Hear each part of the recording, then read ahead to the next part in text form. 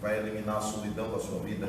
Ou muita gente vem e imagina que precisa fazer algo, criar um processo de oferenda, para que eu possa obter uma realidade melhor da que eu tenho vivido. Enquanto a gente não entender as leis da natureza, que são as leis de Deus, enquanto a gente não entender a nossa relação com a própria divindade, enquanto a gente não amadurecer essa relação com a própria divindade, nós vamos continuar vivendo essas ilusões, como se eu tivesse que estabelecer um fenômeno de troca com o Criador. Ó Criador, estou te dando isso, viu?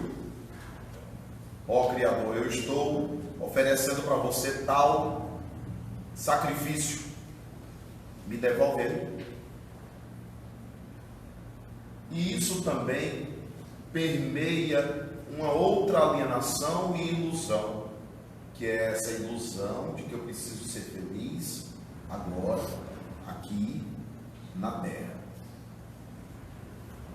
Então muita gente transforma a vida terrena em sua matriz, mas a matriz da nossa realidade é espiritual.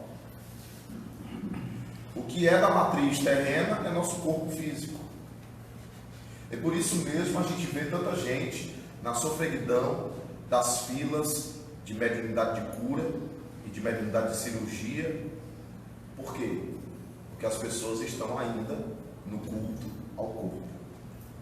Eu compreendo que haja a dor, mas se a gente fosse fazer um mapeamento, a maioria tem plano de saúde, a maioria poderia fazer a cirurgia natural, a maioria poderia buscar um médico que está aí para isso, mas nós queremos atalhos. Além de querermos atalhos, nós queremos alimentar esse misticismo que acaba nos distanciando de Deus, porque acaba elegendo outros deuses e acaba estabelecendo outras formas de culto, direcionadas a gurus, direcionadas a palestrantes, direcionadas a médiuns, direcionadas a representantes religiosos, quando na verdade a sua relação é específica com Deus. Os gregos antigos costumavam dizer que os deuses brincavam com os homens.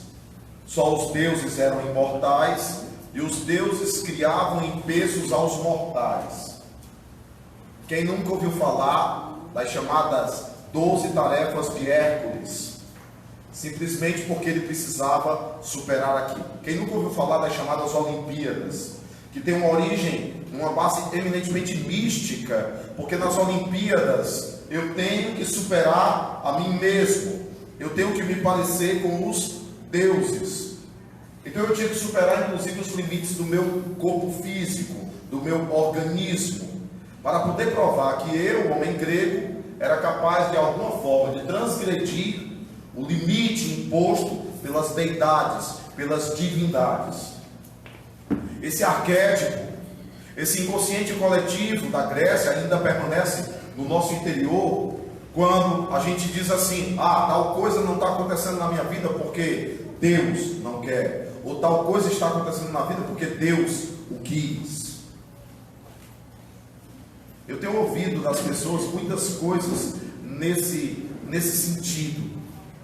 É verdade que Deus nos auxilia, é verdade que Deus nos ajuda, é verdade, mas Deus não alimenta preguiçosos, mas Deus não alimenta a ausência de livre-arbítrio que é necessária ao mérito que cada um precisa ter, que cada um precisa assumir no seu cotidiano.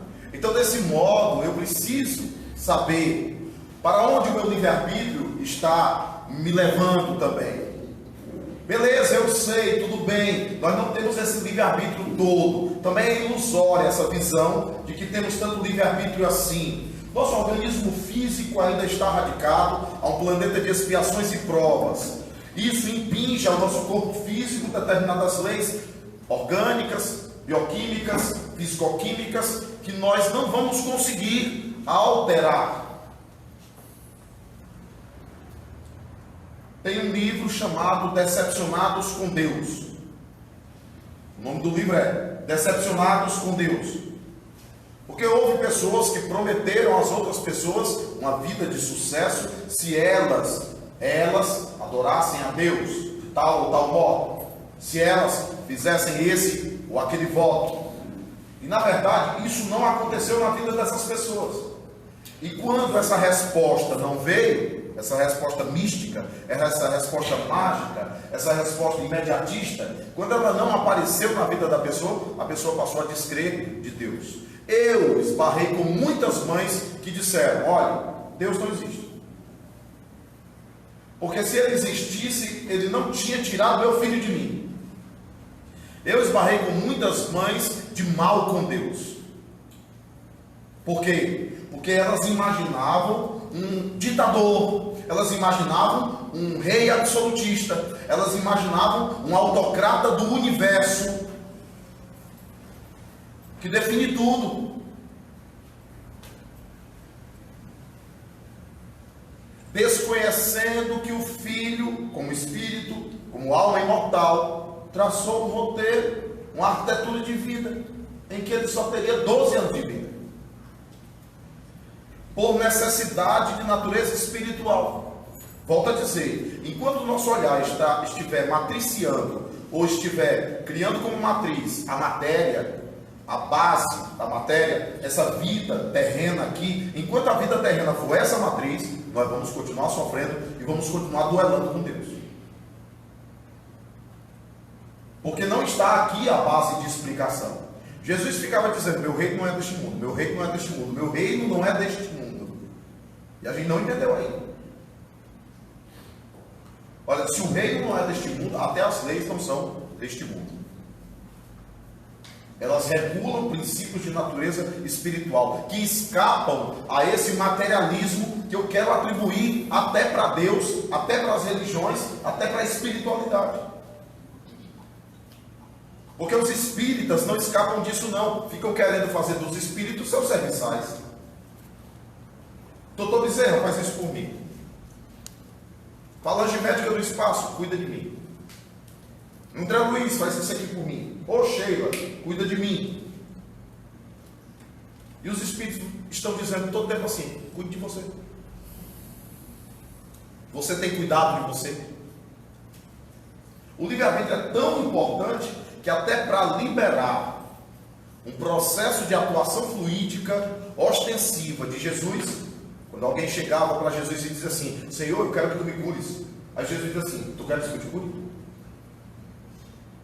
Para que ele diz isso? Ele já ouviu da pessoa que a pessoa quer que cure. Diz: mas tu queres que eu te cure? Ele queria avaliar esse querer. Que querer é esse seu? Que querer é esse seu? Porque a gente quer muita coisa. A gente quer. Bom, tudo bem, você não estudou. E hoje muitas vezes vive uma vida financeira limitada. E aí, você está atribuindo culpa a quem? Ah, você casou com um alcoólatra. E hoje você reclama porque ele é um alcoólatra. Mas sim, quem foi que decidiu no altar dizer sim?